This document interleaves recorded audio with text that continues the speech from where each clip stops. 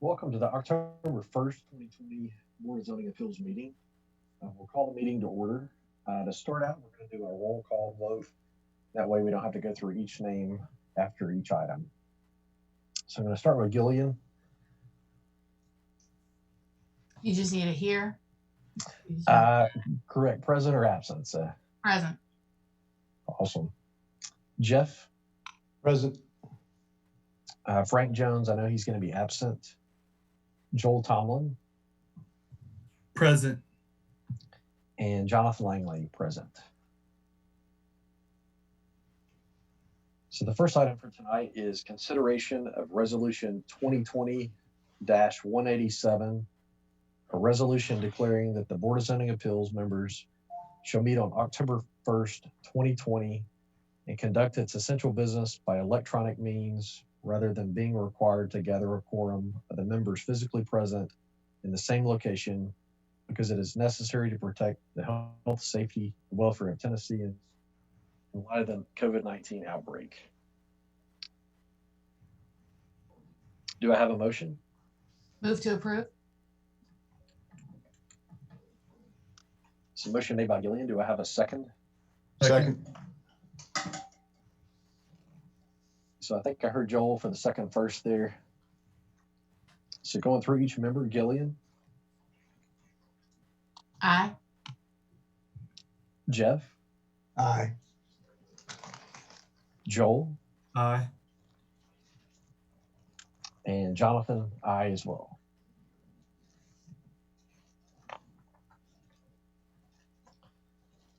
Next, I have an announcement for limited public access. I'm going to read through this. The Board of Zoning Appeals meeting will limit physical access in the meeting room due to current limitations on public gatherings to prevent further spread of COVID-19 and to protect the health, safety, and welfare of the City of Franklin officials, staff, and citizens. Accommodations have been made to ensure that the public is able to participate in the meeting. The public may participate in the following ways: watch the meeting on Franklin TV or the City of Franklin website, watch the live stream through the City of Franklin Facebook and YouTube account.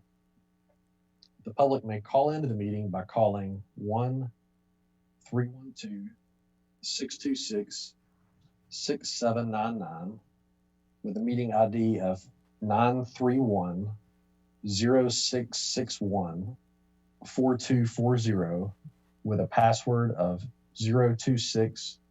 I'm going to repeat those numbers one more time.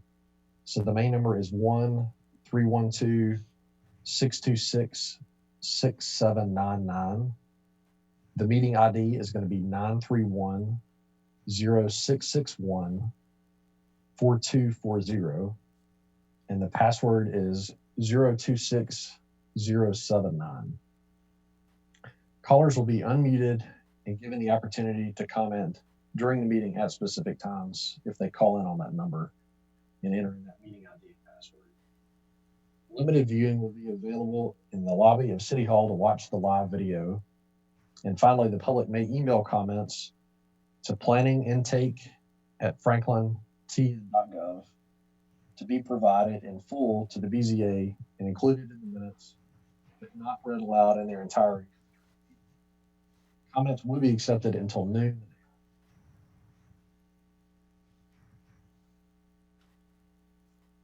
So next item I have consideration the approval of the September 3rd, 2020 minutes.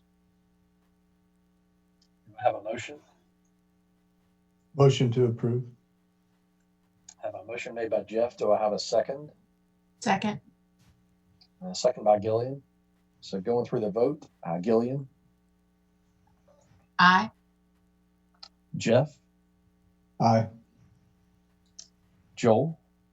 Aye. And Jonathan.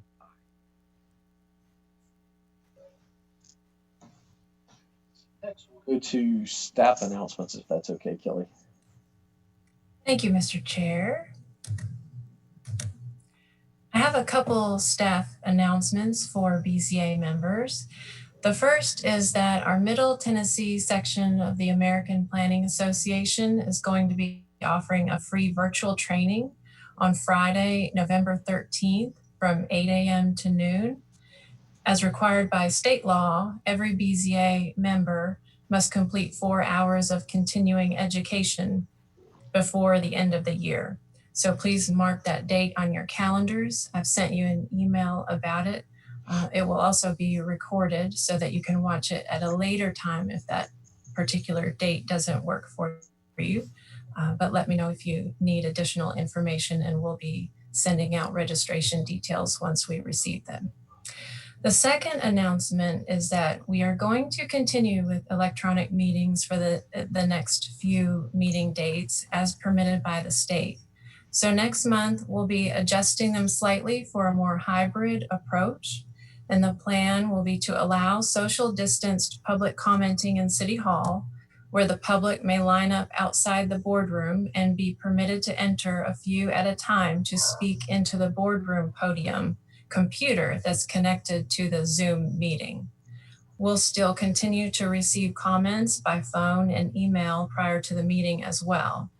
And BZA members may either continue to join the meetings by Zoom remotely, or may choose to come to the City Hall boardroom, where your usual seats are now separated by plexiglass for safety. So if you do plan to attend BZA in person, please notify staff ahead of time so that we can get you the proper technology. And if you have any other questions about that, please let staff know. Thank you. Okay. We started with staff comments there. I'm going to back up a little bit and just ask if there are any citizen comments after the meeting minutes. If there are no comments, then do I have a motion to close the public comment? Motion to close the public comments. Have a motion by Gillian. Do I have a second? Second. Have a second by Joel. So going through the vote, Gillian, Aye. Jeff, Aye. Joel, Aye. and Jonathan Eiswell.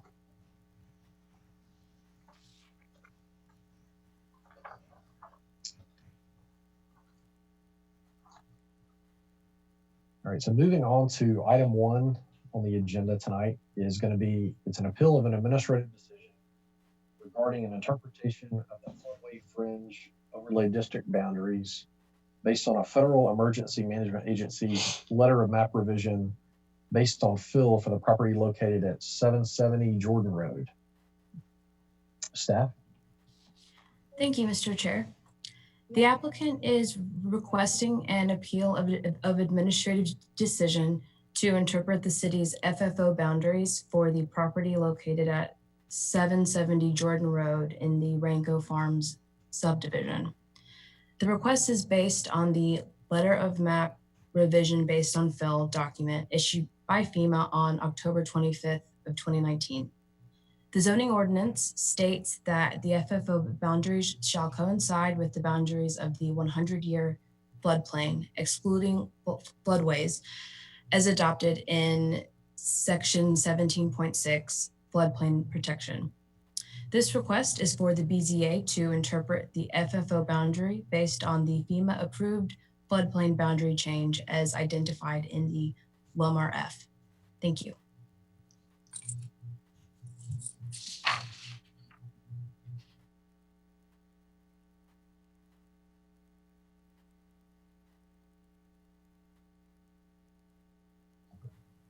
Zoom moment again. So next we'll go to the applicant. Sorry about that.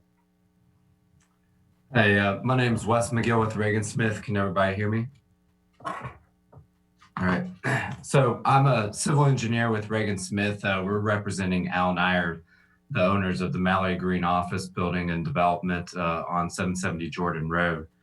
Just to give you all a brief history on the site, the site plan was originally approved in 2018, December of 2018.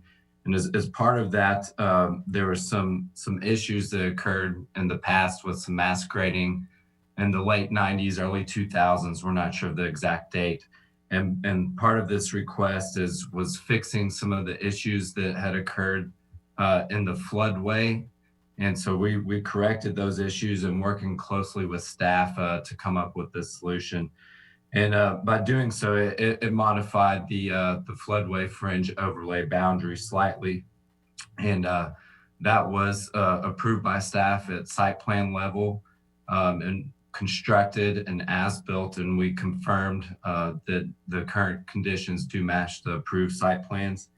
And from there, we submitted our LOMAR request to FEMA, which was subsequently approved. So today we're requesting this interpretation to kind of tie a bow on all the hard work that's gone in on the past few years to correcting that issue, and would request approval. And I'd be happy to answer any questions if you might have them. Okay, thank you. Mm-hmm.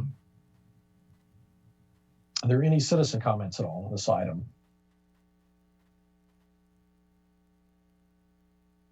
Is there anyone from the public who wishes to speak on the item? If there's anyone from the public who would like to speak, please hit *6 on your phone to unmute yourself.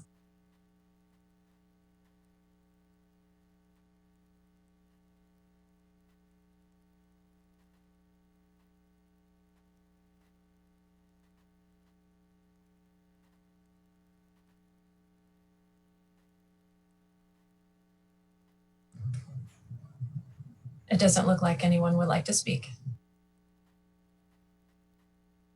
Okay, do I have a motion to close the public comment? Yeah, motion to close. I have a motion made by Jeff. Do I have a second?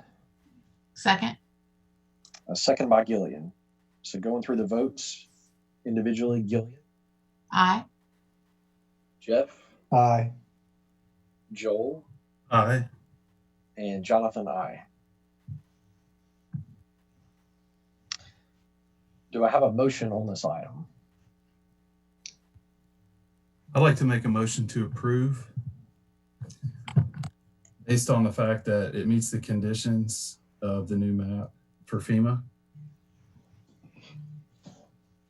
Okay, so I have a motion. Second. I have a motion and a second by Gillian. For clarification from staff and I guess legal, do we need to specify the FEMA case number in that motion? Should we go back and do that, or are we good as is?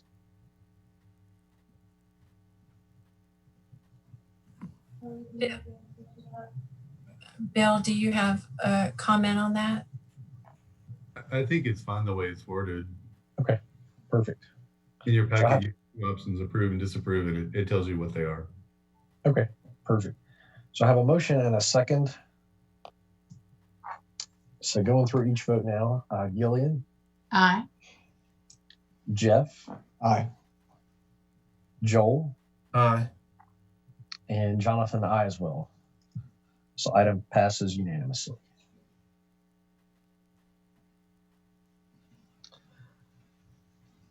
So we'll move on to item 2 tonight. It's another appeal of an administrative decision that determined that Animal Services was not a permitted home occupation use in a residential district, and it's located at 105 Kingsgate Lane. Staff. Thank you, Mr. Chair. As stated, this is an appeal of administrative decision.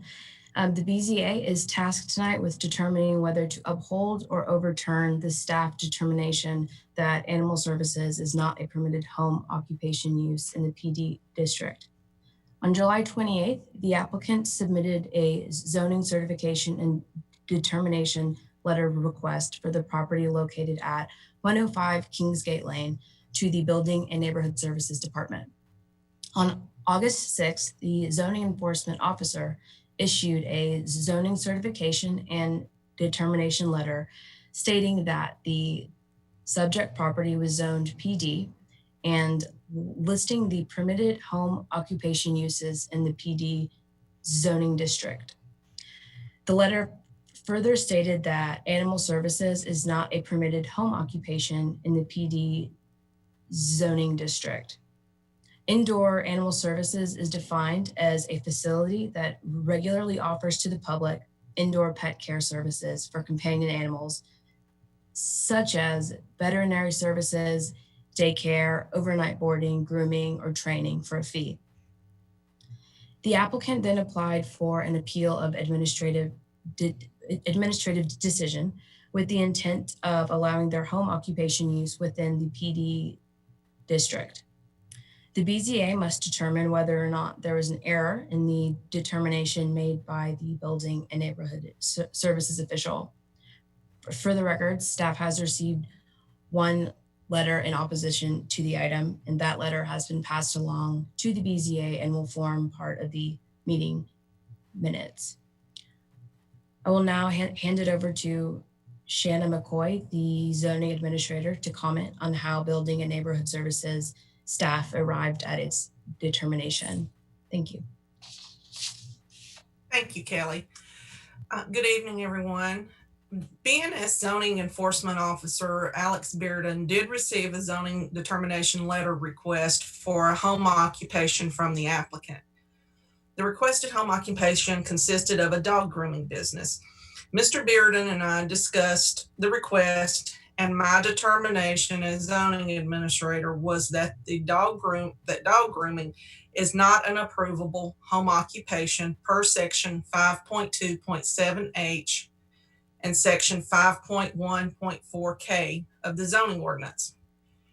In considering the proposed use and exactly what that use would be considered, I looked at the specific home occupations that are permitted through the accessory use chapter of the zoning ordinance, section 5.2.7H. There is not a use listed in the permitted home occupations in which dog grooming would apply. I then looked at the definition of indoor animal services, which is defined as a facility that regularly offers to the public daycare, veterinary it's defined as that regularly offers to the public indoor pet care services for companion animals such as veterinary services, daycare, overnight boarding, grooming, or training for a fee. I determined this use to be indoor animal services. Indoor animal services is not listed as a permitted use as a home occupation. Per section 5.1.4 K1, the building footprint for indoor animal services shall not be located within 200 feet of a property line of a residential lot. The principal use of the applicant's home is single-family residential. Since there is a clearly defined definition and a specific use for dog grooming within the indoor animal services use, the restriction would apply and as such does not meet the requirements for an approvable home occupation. Thank you.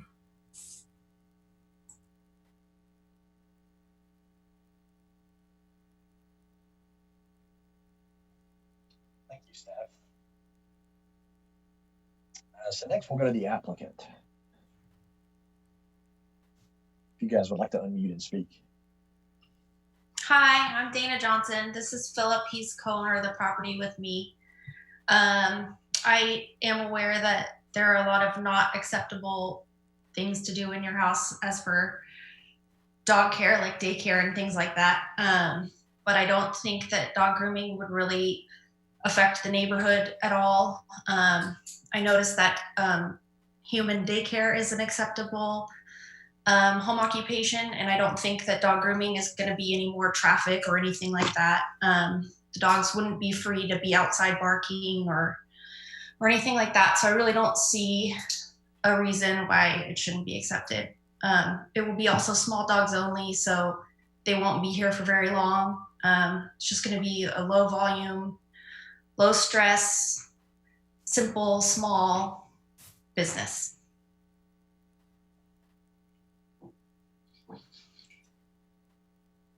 Okay, thank you.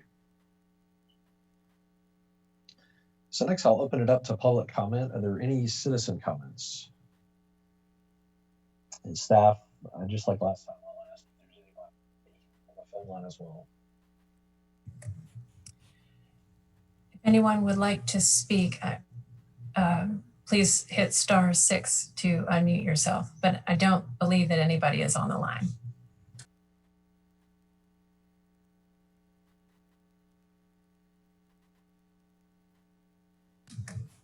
Please continue. Okay. So is there a motion to close the public comment?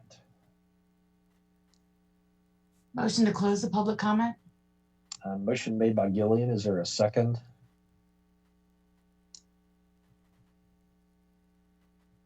Second. I have a second by Joel. So going through the vote for each member, Gillian, Aye. Jeff, Aye. Joel, Aye. and Jonathan, I as well. I feel like staff did a good job going through the facts of how they determined their decision through the zoning determination letter. Are there any factual questions at all from board members at this point? I'd like to get a motion on the floor before we discuss the item. Are there any questions on the facts? You said it.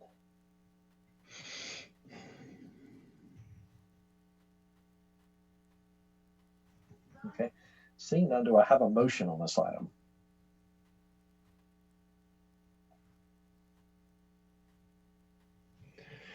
Well, I'll make a motion to uphold the determination of the zoning enforcement officer. And I'd like to say, I'm sure you would run a wonderful business, grooming business. I don't doubt that for 1 second.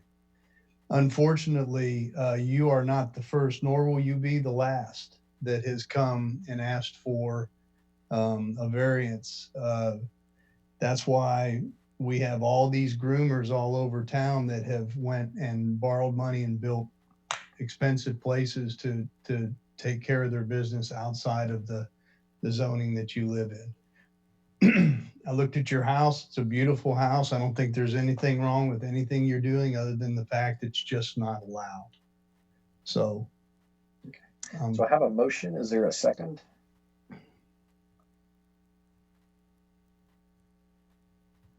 Second. I have a second by Joel. Any more discussion at all on the item?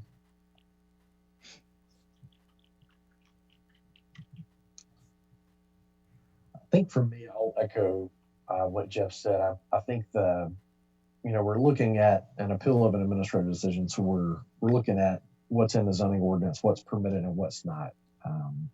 So in my mind, that's kind of the framework we're working from within. So that's my thoughts on it. Any other discussion before we go through the votes individually on this motion? Yeah, I'll just say that it's our job to interpret the zoning ordinance, and that's what we're doing. Okay, so going through the votes one by one, Gillian, Aye. Jeff, aye. Joel, Aye. and Jonathan, I as well. So vote is unanimous to uphold the zoning determination.